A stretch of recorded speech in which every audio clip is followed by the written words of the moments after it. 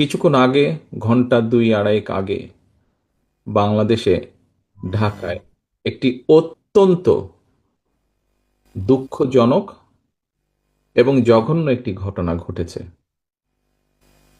ইনকালাব মঞ্চের নেতা জনাব ওসমান হাদি, তাকে গুলি করা হয়েছে,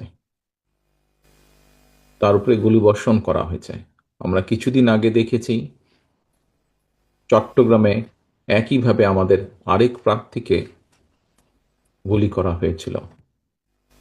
প্রিয় ভাই বোনেরা, প্রথমেই আমি এই ঘটনার জন্য তীব্র ঘৃণা এবং প্রতিবাদ জানাচ্ছি। আমাদের উচিত হবে সারা বাংলাদেশে গণতন্ত্রের পক্ষে যত মানুষ আছে প্রত্যেকটি মানুষের উচিত হবে এই ঘটনার তীব্র প্রতিবাদ এবং ঘৃণা জানানোর। আসো, আমাদের আজকের এই অনুষ্ঠান থেকে আমরা এই ঘটনার প্রতি তীব্র ঘৃণা এবং প্রতিবাদ জানাই এবং একই সাথে বিএনপি এবং ছাত্র দলের দায়িত্বশীল একজন কর্মী হিসাবে আমাদের দায়িত্ব হবে প্রশাসনকে, যারা এই ঘটনার সুষ্ঠু তদন্ত করবে, তাদেরকে আমাদের অবস্থান থেকে সহযোগিতা করার কোনো স্কোপ সুযোগ যদি থাকে, আমরা আমাদের সর্বোচ্চ সহযোগিতা করব, যাতে করে তারা প্রকৃত যে দোষী ব্যক্তি তাদেরকে খুঁজে বের করে দেশের আইন অনুযায়ী তাদেরকে শাস্তি প্রদান করতে পারে। প্রিয় ভাই বোনেরা, দেশ একটা অত্যন্ত সংকটের ভিতর দিয়ে যাচ্ছে।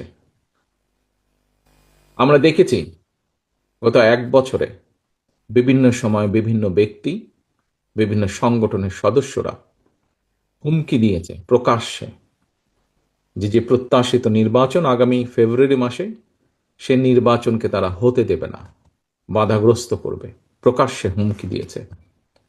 একটি দল, গোষ্ঠী বা কিছু ব্যক্তি এই দেশকে, দেশের মানুষের শান্তি, স্থিতিশীলতা বিনষ্টের জন্য উঠে পড়ে লেগেছে।